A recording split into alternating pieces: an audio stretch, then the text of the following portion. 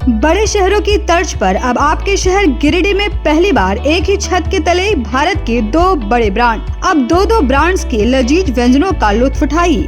आपके अपने momo magic cafe और इंडियन मसाला मैजिक फैमिली रेस्टोरेंट में नेपाल, दार्जिलिंग और दिल्ली के बेहतरीन शेफ के द्वारा हमारे यहाँ तैयार होते हैं कई क्वालिटी और वैरायटीज के मोमोज व लजीज व्यंजन। तो देर किस बात की है, आइए अपनी फैमिली के साथ और लुत्फ उठाइए स्वादिष्ट इंडियन और चाइनीज खाने का। पता मेन रोड पुराना टेलीफोन एक्सचेंज के सामने near Tarco telecom Giridih. Free home delivery की व्यवस्था। संपर्क करें 6207525520 और 9576781111 पर। टोट बर्थडे, किटी और एनिवर्सरी पार्टी सहित विशेष मौकों पर स्पेशल डिस्काउंट की व्यवस्था। नमस्कार, आप देख रहे हैं न्यूज लाइन। आज की तमाम छोटी बड़ी खबरों के साथ मैं हूं विशाखा सिन्हा। विस्तार से खबरों की ओर बढ़ने से पहले नजर डालते हैं आज की हेडलाइंस पर। हेडलाइंस के प्रायोजक है शहर में 4 शाखाएं, 24 घंटे दवा की उपलब्धता। स्वास्थ्य के क्षेत्र में 40 वर्षों से अनवरत सेवा प्रदान करता रहा है। आपका कविता मेडिकल आपके बेहतर स्वास्थ्य की कामना करता है। Saluja gold international school NH 114 मोतीले रही।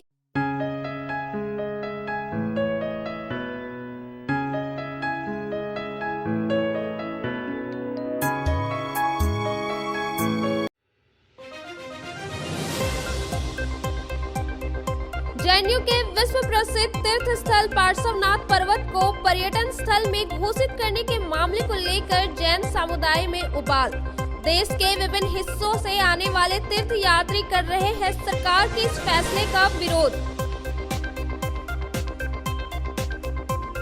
मारवाड़ी सम्मेलन ने किया सम्मान समारोह का आयोजन। सेवानिवृत्त हुए गिरिडीह के पहले IAS KK खंडेलवाल को किया सम्मानित।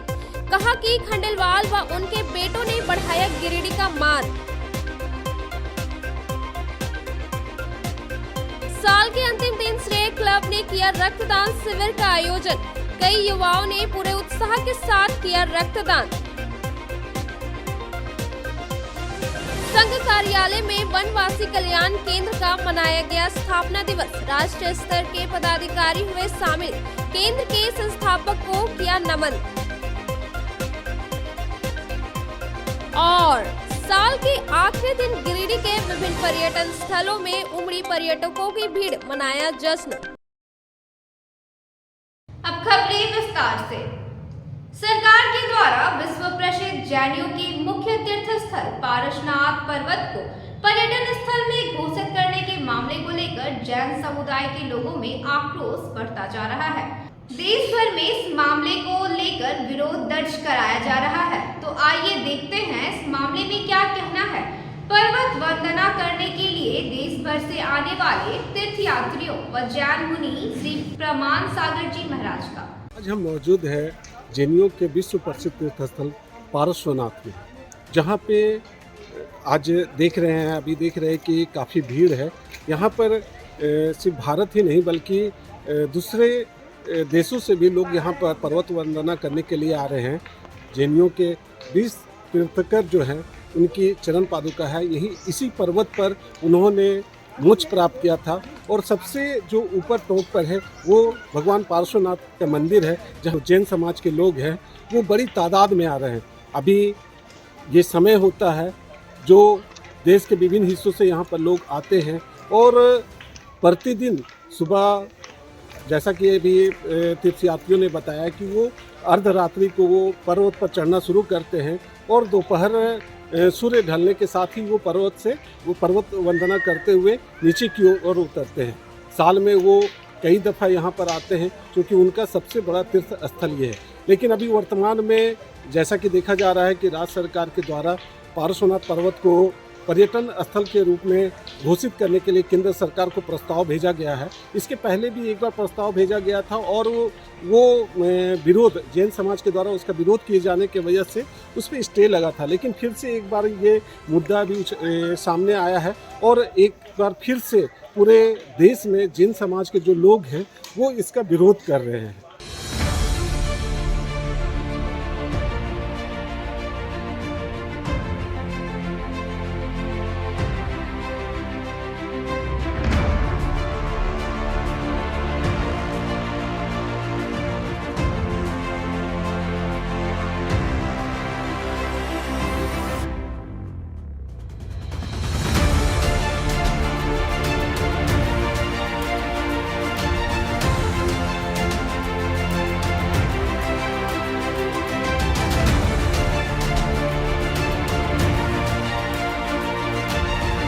हैं यहाँ पे क्या हुआ था। पूरे बच्चे ऐसे नंगे नाच कर रहे थे। वीडियो आए थे आपके? वीडियो आया था गए साल की बात। और मैंने अभी देखा है। तो तो ये पूरी मतलब जैन समाज के लिए पूरा ये भी है यहाँ पे।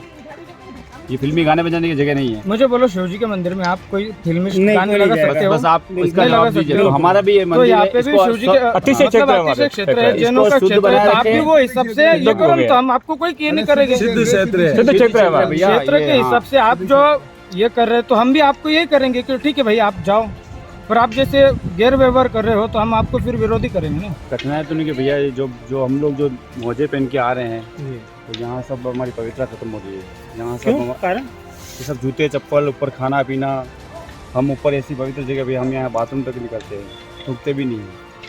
हमको ना तो उसमें जगह मिलती है और उनको पूछोगा आप ऊपर कहाँ दर्शन क्या करने जा रहे कुछ कोई जवाब नहीं, कोई कुछ मालूम भी नहीं नहीं ऊपर कोई ऐसा उनको कोई ऊपर घूमने की जाना है जगह तो नहीं वो है। क्या करने जा रहे हैं? आप कौन से भगवान? अभी भी ये स्टूडेंट और सर जा रहे हैं, वो पूछ रहे हैं हाँ होगा, कोई मूर्ति होगी तो भगवान का है, उनको पता कोई है नहीं, मालूम कोई नहीं। नॉलेज नहीं है, बस Only खेलवाड़ी स्कूल चल रही है, वालों बस को बच्चों चलो को बस घूमने। ऊपर भेज रहे हैं, उनको ये पूछो कितना रिस्की रहता है। जैन समाज इसका बहुत बड़ा विरोध करेगा, कर रहा है और करेगा, करता रहेगा। और इसमें हम सब एक और साइकिल उपभोक्ता मंडल सर्विस का रिटायर्ड आदमी हूँ। अभी यात्रा बढ़िया हुई, कोई मतलब कोई डिफिकल्टी नहीं, कोई प्रॉब्लम नहीं हुई, बढ़िया कोई प्रॉब्लम नहीं हुई। बढ़िया सब सूद लेके जा रहे हैं, सब सूद लेके जा रहे हैं, सूद लेके जा रहे हैं। उसके अलावा हम लोग बिल्कुल नंगे पाँव देखो, बिल्कुल नंगे किसी के भी देखो। पाँव, किसी नंगे पाँव सब ये बहुत गलत है। 2 बजे के पैदल चला। रात को 2 बजे हम पैदल चढ़ने स्टार्ट हुआ। तो क्या बहु मतलब वगैरह इस है? क्षेत्र को हाँ। जो मतलब पर्यटक स्थल के रूप में विकसित करना चाहिए? नहीं, नहीं, नहीं भैया, बिल्कुल नहीं, हर नहीं करना चाहिए। 20 भगवान हमारे तीर्थंकर ऊपर मोक्ष गए हुए भैया। सिद्धों की भूमि है। क्षेत्र है। यहाँ जितने कंकर होते हैं बोलते उतने हमारे भगवान यहाँ पे। हाँ, करोड़ों मुनि नहीं, चाहिए सवाल ही नहीं सर, ये तो बिल्कुल कारण क्या है, क्यों नहीं करना चाहिए? ये सब सूद लेके जाते हैं, अशुद्धता हो जाएगी अशुद्धता यहाँ पे, सब यहाँ की पवित्रता खत्म हो जाएगी भैया। रहती हैं, एक टाइम भोजन करती हैं और वो यात्रा कर रहे हैं। आप सोचो इतने बड़े क्षेत्र को आप ऐसा बनाएंगे तो हम लोग फिर क्या करेंगे? आप बताइए। तो डेवलपमेंट अगर ये पर्यटन रूप में विकसित नहीं, होता है नहीं नहीं तो यहाँ नहीं पर करना तो चाहिए। डेवलपमेंट भी सोचिए, देखिए आप जैसे टूरिस्ट प्लेस बना रहे हैं तो वो उस चीज का अशुद्धता कितनी रहेगी, कैसे लोग आ रहे हैं। हर कोई एक साथ तो नहीं आएगा ना, कि समझदार हो या कुछ भी हो, तो थोड़ा सा अपन को इन चीजों का सोचना चाहिए, नहीं बनाना चाहिए। तीर्थ क्षेत्र है तो तीर्थ क्षेत्र ही रखना चाहिए। ये सम्मित शिखर को पर्यटक स्थान बनाया जाए, लेकिन ये संभव नहीं है, नहीं होना चाहिए। नहीं होना चाहिए ऐसा। धर्म स्थल है ये सात्विक, हम जितनी शुद्धता रखते हैं बाकी नहीं रख सकते। जैसे हम नंगे पैर चलते हैं, हम वहाँ पे पान गुटका ऐसा कुछ करते भी नहीं, थूकते नहीं है, टॉयलेट तक भी नहीं करते वहाँ पे हम।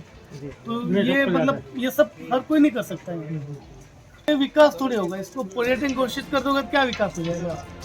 बाकी अभी जैसे गवर्नमेंट को या जैसे आम जनता को अभी जो इनकम हो रही है वो इनकम बाद में नहीं होनी। रोजी रोटी कहाँ से चलेगा? हमारा श्रद्धा स्थान है, आज से नहीं ना, ये अनादिकाल अनंत रहने वाला है, बंद तो नहीं होने वाला है। दुनिया डूब जाएंगी लेकिन ये जमीन तो जाने वाली नहीं है।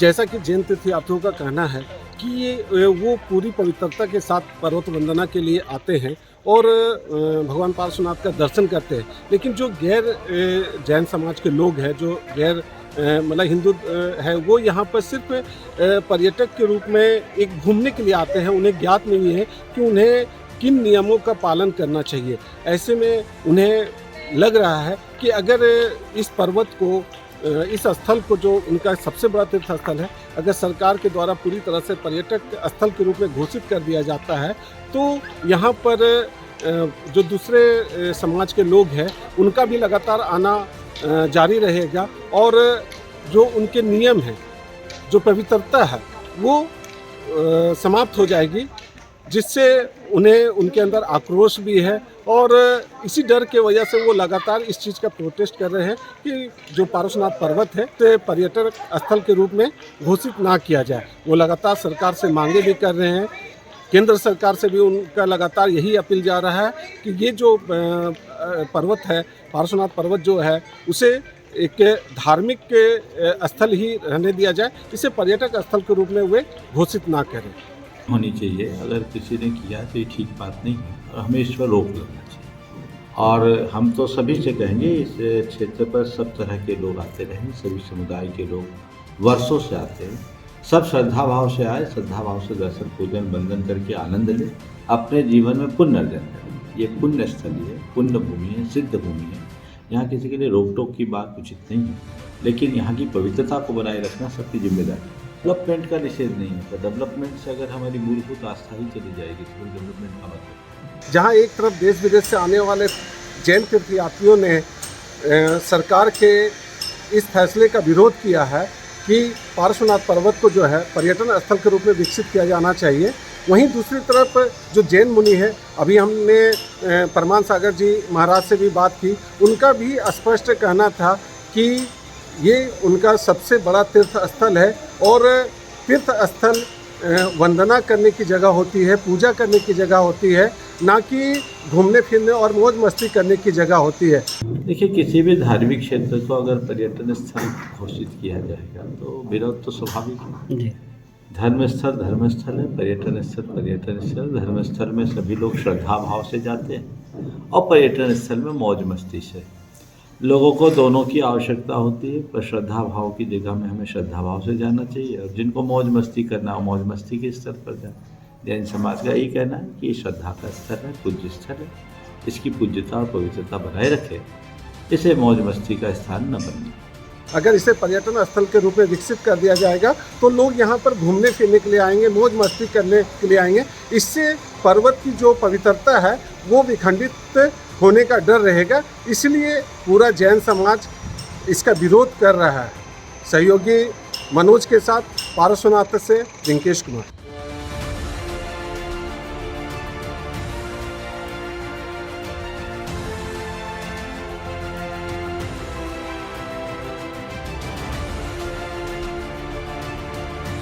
जिला मारवाड़ी सम्मेलन के द्वारा शनिवार को श्री श्याम भवन में सम्मान समारोह का आयोजन किया गया, जिसमें गिरिडीह के प्रथम आईएएस एवं आईआईटीएन के खंडेलवाल को सम्मानित किया गया।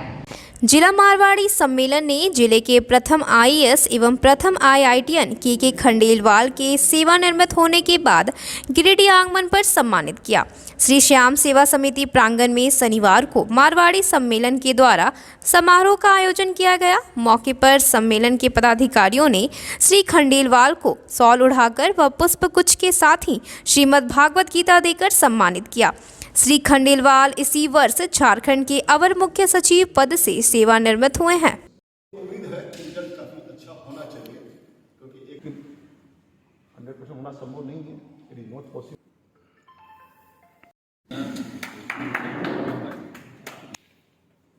इस मौके पर जिला मारवाड़ी सम्मेलन के मंडल उपाध्यक्ष अशोक पांड्या, प्रसिद्ध उद्योगपति संतोष सरावगी, अध्यक्ष श्रवण केडिया, सचिव दिनेश खैतान और कोषाध्यक्ष विकास खैतान ने श्री खंडेलवाल के योगदान को बहुत ही बहुमूल्य बताया। कहा कि के खंडेलवाल तथा उनके दोनों सुपुत्रों ने गिरिडीह जिले का सम्मान बढ़ाया है। गिरिडीह से प्रथम मतलब जो आईएएस ऑफिसर बने हैं, आईआईटीएन बने हैं, वो आज हम लोग के बीच में है। उनकी बातें सुन के हम लोग काफ़ी प्रभावित हैं, और ये अब सरकारी समय इनका हो गया है। अब ये शिक्षा के क्षेत्र में अपने अनुभव को बांटना चाहते हैं, लोगों के बीच में अपनी पहचान जो है, इनकी जो अनुभव है उसको आगे बढ़ाना चाहते हैं। लोगों को आईआईटीएन की शिक्षा देकर आईआईटी में पास कराने का इनका है कि 100% रिजल्ट हो, बढ़िया। ये लोग बहुत अच्छा सुझाव है, धन्यवाद के पात्र हैं। इस दौरान के खंडेलवाल ने इस सम्मान के लिए गिरिडीह के नागरिकों के प्रति आभार प्रकट करते हुए कहा कि गिरिडीह कॉलेज में पढ़ाई करते हुए किस तरह आईआईटी जेईई 1981 में ऑल इंडिया 52वां स्थान लाकर खड़गपुर आईआईटी से इंजीनियरिंग की, फिर ऑल इंडिया 8 रैंक लाकर आईएएस बने। उन्होंने बताया कि अपने दोनों सुपुत्रों अंकुर एवं अनुपम और साथ ही एक भांजे अनिकेत को भी स्वयं पढ़ाकर अच्छे रैंक में सफलता दिलाई। उन्होंने आईआईटी में इंजीनियरिंग पढ़ने के महत्व की चर्चा करते हुए इसमें प्रवेश संबंधी तैयारी की जानकारी दी। गिरिडीह जिला के मारवाड़ी सम्मेलन के लोगों ने मुझे आमंत्रित किया था। मैं रांची में आईआईटी के लिए कोचिंग इंस्टीट्यूट खोलने जा रहा हूँ, उसके संदर्भ में उन्हें जानकारी लेनी थी और वे मेरा अभिनंदन करने के लिए आज आमंत्रित किया था। मैंने विस्तार से उन्हें बताया कि आईआईटी करने से आपको बच्चों को क्या एडवांटेज है और आईआईटी की तैयारी के लिए क्लास 8, 9, 10 में ही बेस क्रिएट करना जरूरी है ताकि वो ऑलमोस्ट श्योर शॉट आईआईटी में प्रवेश पा सकें। प्राय ये देखा जा रहा है कि क्लास 11 में बच्चे आईआईटी की तैयारी प्रारंभ करते हैं तो उससे बहुत बार उन्हें टॉपिक में डिटेल में डेप्थ में समझने में कठिनाई होती है क्योंकि उनका बेस स्ट्रॉन्ग नहीं होता है। तो ये प्रयास मैं कर रहा हूँ कि क्लास 8, 9, 10 में ही बच्चों को लेकर उनका बेस बहुत ही स्ट्रॉन्ग तैयार कर सकें ताकि उनका श्योर शॉट आईआईटी में प्रवेश प्राप्त हो सके। और गिरिडीह की जनता को आप क्या संदेश देना चाहेंगे? मैं गिरिडीह की जनता को संदेश देना चाहता हूँ कि बच्चों को कहें कि अगर उन्हें आईआईटी में जाने की इच्छा है तो उनको अच्छी तैयारी करवानी होगी, अच्छी तैयारी करनी होगी और इसके लिए मेरी इंस्टीट्यूट को हमेशा श्री क्लब के द्वारा साल के अंतिम दिन रक्तदान शिविर का आयोजन किया गया जिसमें कई युवाओं ने पूरे उत्साह के साथ हिस्सा लिया और रक्तदान किया। साल के अंतिम दिन शनिवार को श्रेय क्लब की ओर से सदर अस्पताल स्थित ब्लड बैंक में रक्तदान शिविर का आयोजन किया गया। इस दौरान अपने जन्मदिन पर जहां पत्रकार मृणाल सिन्हा ने रक्तदान किया, वहीं श्रेय क्लब के सचिव रमेश यादव, सागर कुमार सहित कई युवाओं ने रक्तदान किया। शिविर में कुल 10 यूनिट ब्लड संग्रह किया गया।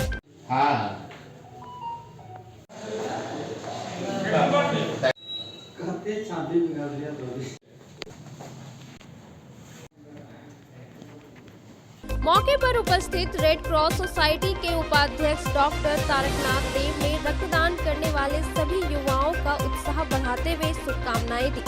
कहा कि रक्तदान महादान है, इसलिए सभी स्वस्थ लोगों को रक्तदान अवश्य करना चाहिए। वहीं श्रेय क्लब के सचिव रमेश यादव ने बताया कि प्रत्येक वर्ष साल के अंतिम दिन 31 दिसंबर को क्लब की ओर से रक्तदान शिविर का आयोजन किया जाता है।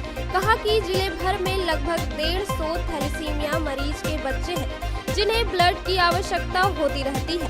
उन बच्चों के लिए रक्तदान करने की जरूरत है। नमस्कार, आज साल का अंतिम है 2022 का। यही अंतिम डेट में सियारा क्लब साल में कम से कम 12 गो रक्तदान शिविर लगाता है, लेकिन आज जो उद्देश्य है सियारा क्लब का सचिव रमेश यादव समाज सेवक, आज उसका जन्मदिन में वो अपने भी खून दिया एवं उनका सियारा क्लब का तरफ से अभी तक भी 6-7 हुआ, लेकिन हमको उम्मीद करता है, आशा करता है जो कम से कम 10-12 को रक्तदान कर। रक्तदान ये महादान, ये जो ब्लड डोनेशन, ये ब्लड कैंप में सारा गिरिडीह में जो थैलेसीमिया बीमारी है, जो रोग है, जो पेशेंट है, उनका चलते सभी को रेड क्रॉस का तरफ से एक अनुरोध करता है, रिक्वेस्ट करता है कि आइए आपके रक्त दीजिए। रक्तदान महादान, एक थैलेसीमिया रोगी को आप बचाइए। रक्त देने पर कुछ गलती नहीं है, कुछ बुरा भी नहीं है, लेकिन 3-4 महीने के बाद, हर 3-4 महीने के बाद आप लोग 1 यूनिट कर ब्लड दान कीजिए। नमस्कार। रक्तदान महादान। आज साल के आखिरी दिन 31 दिसंबर को श्रेय क्लब के द्वारा रक्तदान शिविर का आयोजन किया गया है।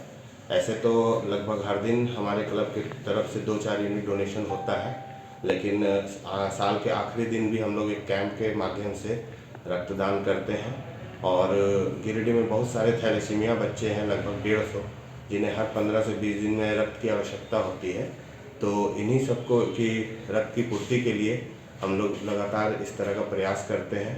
आज भी हम लोग 10-12 यूनिट यहाँ रक्तदान करेंगे और फिर नए साल से फिर नए रक्त के साथ हम लोग प्रवेश करेंगे। और हर लोगों को रक्तदान करना चाहिए, इससे शरीर में नया रक्त बनता है, तो उससे शरीर को और फायदा होता है। इसीलिए और लोगों से भी अपील है कि सारे लोग रक्तदान करें।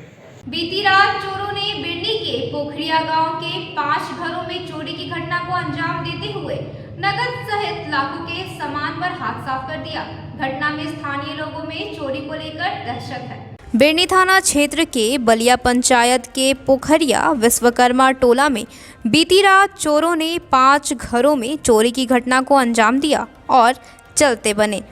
इस घटना से स्थानीय लोगों में दहशत व्याप्त है। जानकारी के अनुसार पोखरिया विश्वकर्मा टोला के रहने वाले ललन विश्वकर्मा, पवन विश्वकर्मा, जीवलाल विश्वकर्मा, कामेश्वर विश्वकर्मा व कलीम अंसारी के घरों में चोरों ने चोरी की घटना को अंजाम दिया है।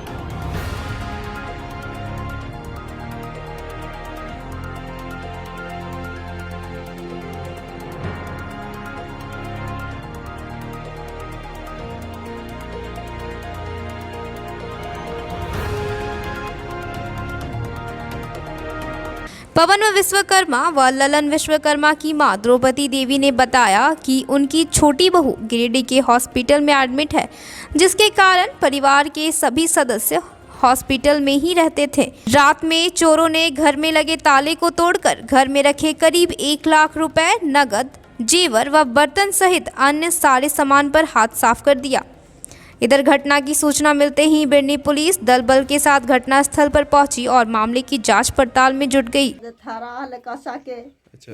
10 गो 10-15 गो एकरो हले, 15 गो लगभग और पितर के हाड़ी हले, बड़ा छोटा एकरो हले, दोनों के सेटवा यार ओकरो हले, छटकियो के दोनों गोटा के। पुलिस को सूचना दी है? हाँ यार ले पुलिस क्या बोले? और देख के खाली लिख के दे के चल गए थे। संघ कार्यालय में शनिवार को वनवासी कल्याण केंद्र का स्थापना दिवस मनाया गया। इस दौरान कार्यक्रम में केंद्र के भारतीय संगठन मंत्री सहित कई पदाधिकारियों ने शिरकत की और केंद्र के संस्थापक को पुष्प अर्पित कर नमन किया।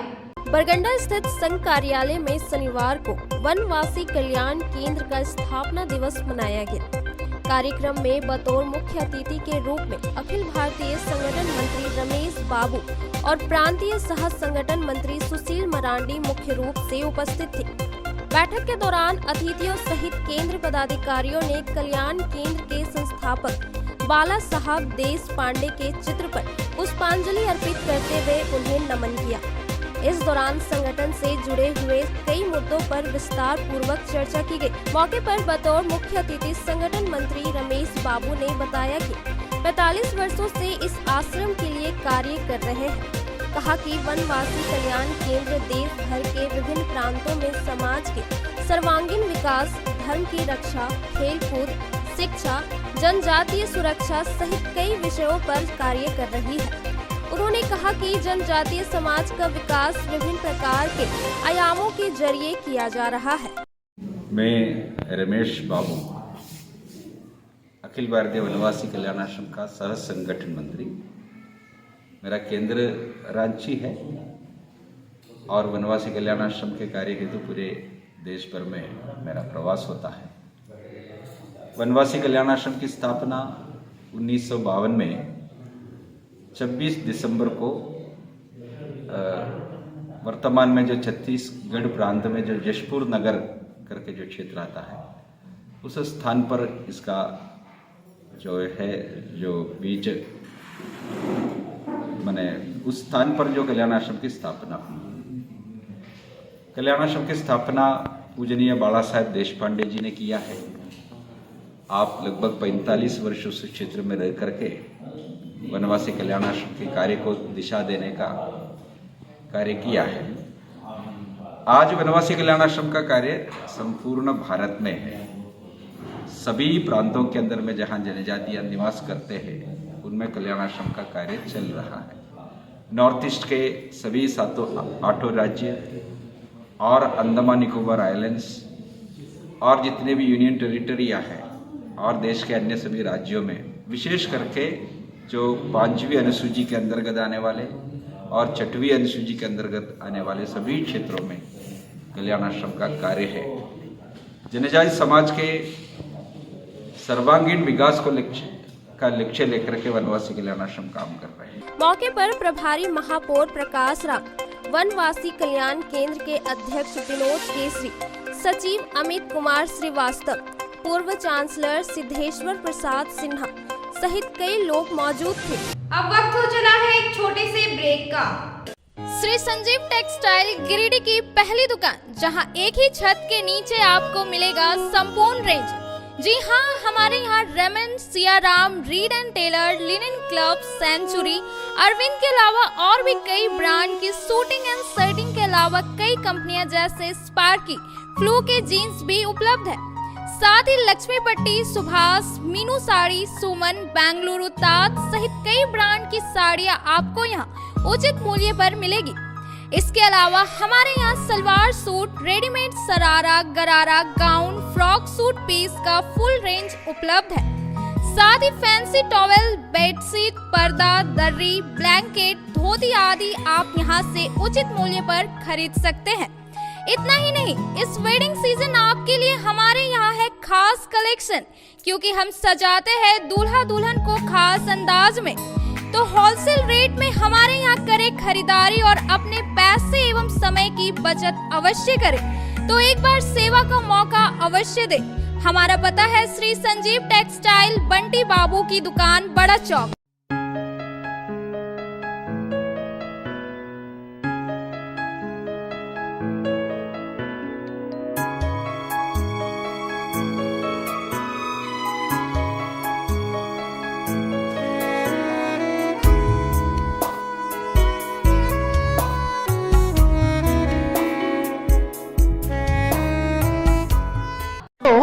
Hurry up.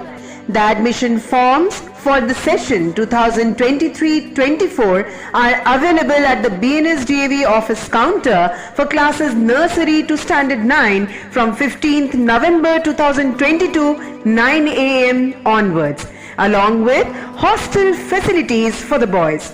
अत्याधुनिक सुविधाओं से लैस छात्रों के लिए आवासीय व्यवस्था सत्र 2023-24 के लिए नर्सरी से लेकर कक्षा 9वीं तक प्रवेश प्रारंभ। Giridih college road railway bridge के समीप स्थित पावित्री हॉस्पिटल जिले भर में लोगों को बेहतर चिकित्सीय सेवा प्रदान कर रही है।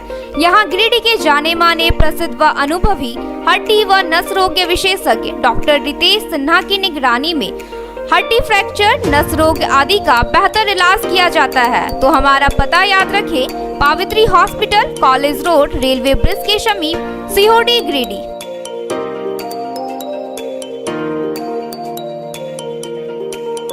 उत्कृष्ट शिक्षा, अद्भुत वातावरण, भव्य इमारत और हर क्षेत्र में उपलब्धियों की एक लंबी सूची। जी हाँ, झारखंड के सर्वश्रेष्ठ स्कूलों में उन्नत प्रौद्योगिकी सुविधाओं के साथ सीबीएसई बोर्ड द्वारा मान्यता प्राप्त सलूजा गोल्ड इंटरनेशनल स्कूल में क्लास नर्सरी से स्टैंडर्ड 12 तक की पढ़ाई होती है। इस विद्यालय में highly qualified and professional teacher, top quality education, very cool environment, apple education program, modern science lab, math lab, robotics lab, suited out zone, computer classes, music classes, boarding and green campus, rich library, art in class, swimming classes, large playground for school, top classes, auditorium for cultural activity, साथ ही day boarding and hostel ultra modern facility. हमारा पता है Saluja gold international school, NH 114, Motileda, Giridih. Shri Vishwanath nursing home Giridih का multi speciality hospital है।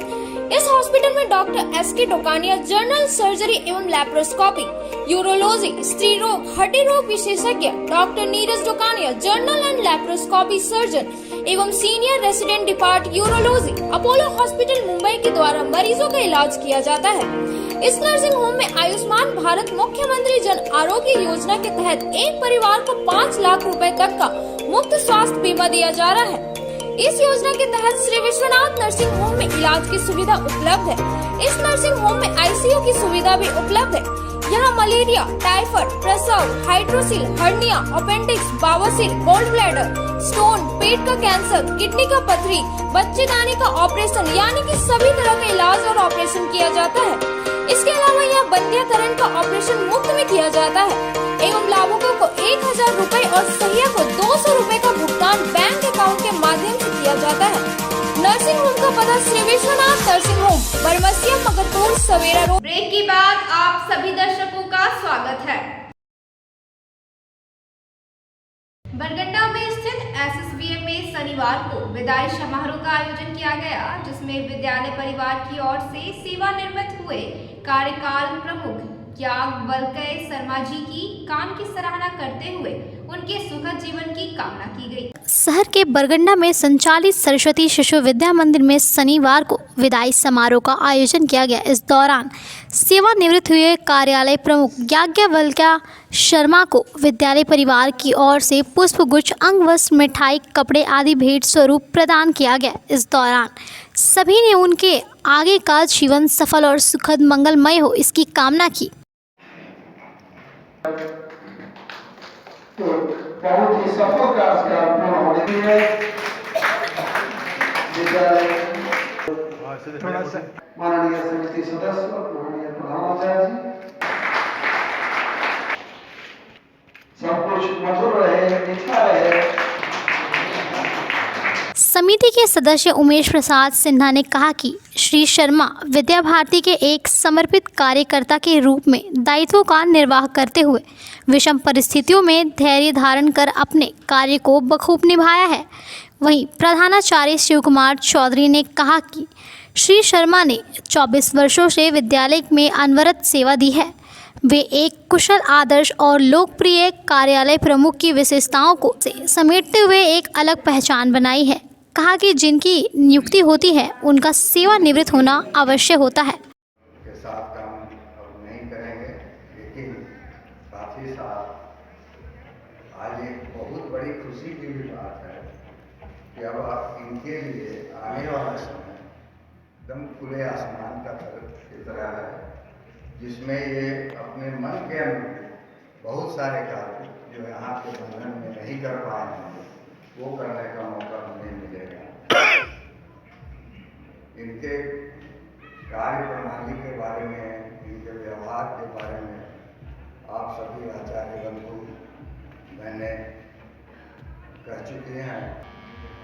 जब हम अपने जीवन के 60 वर्ष पूरा करते हैं सेवा करते करते, तो निर्धारित मापदंड है नियुक्ति तिथि के बाद, जैसा कि अभी आचार्य जी बताया, जब जिस दिन नियुक्त होते हैं तो सेवानिवृत्ति उनकी होती है। तो हम सब इस मोड़ पर एक दिन खड़ा होंगे। आज हमारे बड़े भाई शर्मा जी अपने जीवन के 60 वर्ष पूरा किए। जिस दिन मैं आया था, योगदान दिया था, उससे पहले भी जब मैं आता था तो थोड़ा मेरे काल में तो कम जोर से बोलते थे, लेकिन पहले जो इनकी आवाज सुनते थे। तो कल हम लोग इसी विषय पर चर्चा कर रहे थे, तो मैं कहा ना जो थोड़ा सा जोर से बोलते हैं और किसी जो समझ नहीं पाया वो समझेंगे जोर से बोलने वाले हैं। वैसे ही कुछ लोगों को लगा होगा, लेकिन शर्मा जी को हम सभी अध्ययन किए, अनुभव किए। इनका व्यक्तित्व, इनका नेतृत्व कि कोई विद्या भारती में कोई दूसरा उदाहरण नहीं हो सकता। इस दौरान सेवानिवृत्त हुए याज्ञवल्क्य शर्मा ने अपनी सेवानिवृत्ति पर उन्होंने विद्यालय परिवार से प्रति आभार व्यक्त करते हुए कहा कि सभी मिलजुट कर एक टीम भावना से कार्य करें और विद्यालय को ऊंचाइयों तक ले जाए।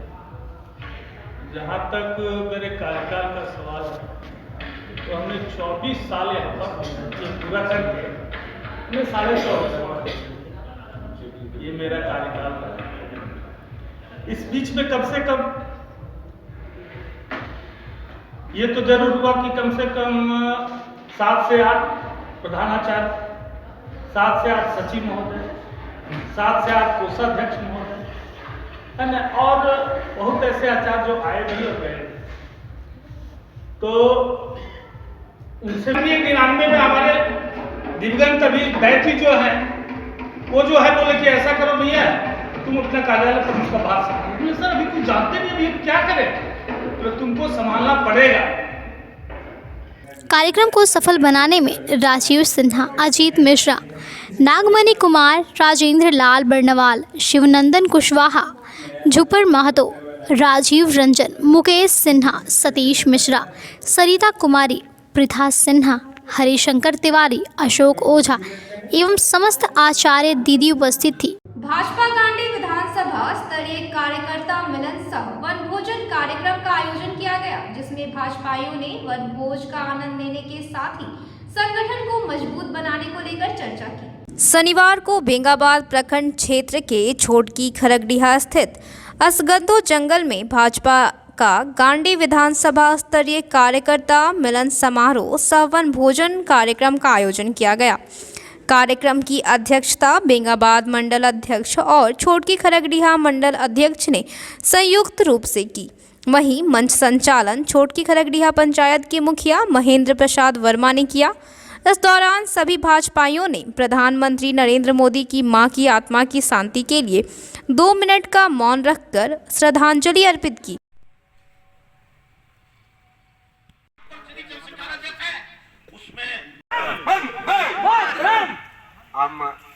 आज उस कार्यक्रम में रूप हासिल होता है, तो हम लोगों ने कर किया और करते आ रहे हैं और करते रहेंगे इन्हीं शब्दों के साथ।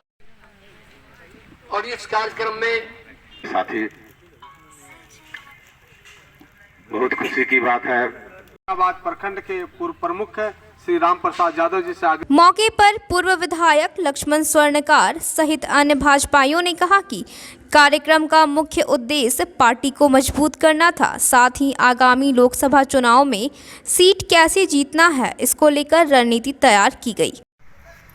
छोटकी खरगडीहा के असगंदो जंगल में गांडी विधानसभा क्षेत्र भारतीय जनता पार्टी का कार्यकर्ता मिलन समारोह और साथ ही साथ वनभोज, चूँकि 31 तारीख आज है, आज 2022 विदा हो रहा है और कल 2023 1 जनवरी है और 2023 आने वाला है। इसलिए हम लोग सब भारतीय जनता पार्टी कार्यकर्ता एक साथ मिल करके खुशी के साथ में एक साथ कंधे से कंधे मिला करके हम लोग गए। साथ ही साथ उसमें एक बात बढ़कर आई, जो यहाँ भारतीय जनता पार्टी के विधायक चुने गए थे और जयप्रकाश वर्मा, उनके चले जाने के बाद में भारतीय जनता पार्टी के कार्यकर्ताओं को एक निरुत्साह का ऐसा वातावरण लग रहा था।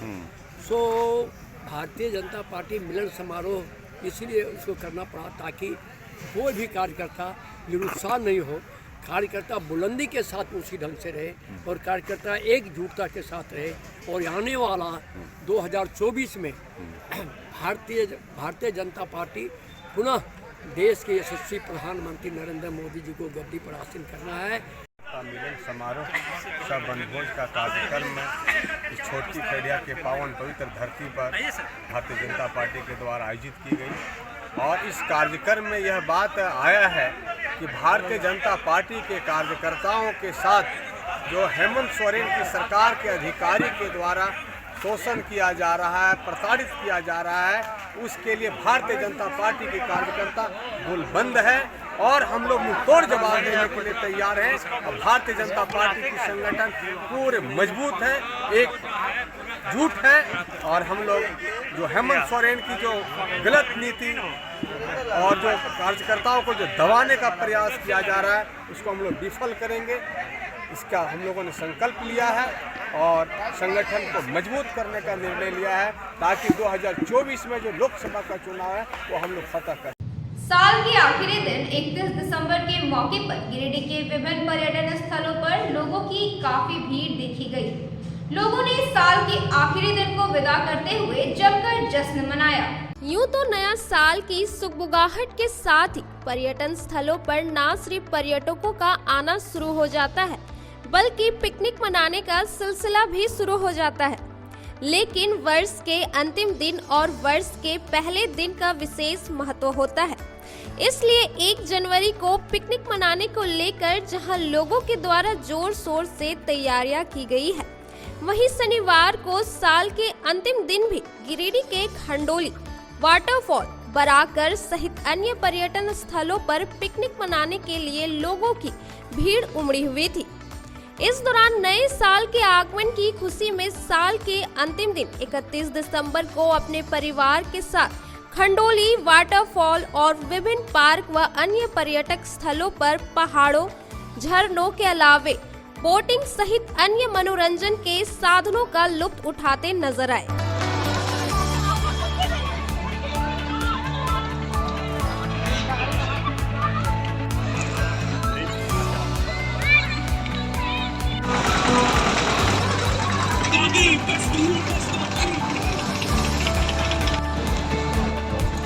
आज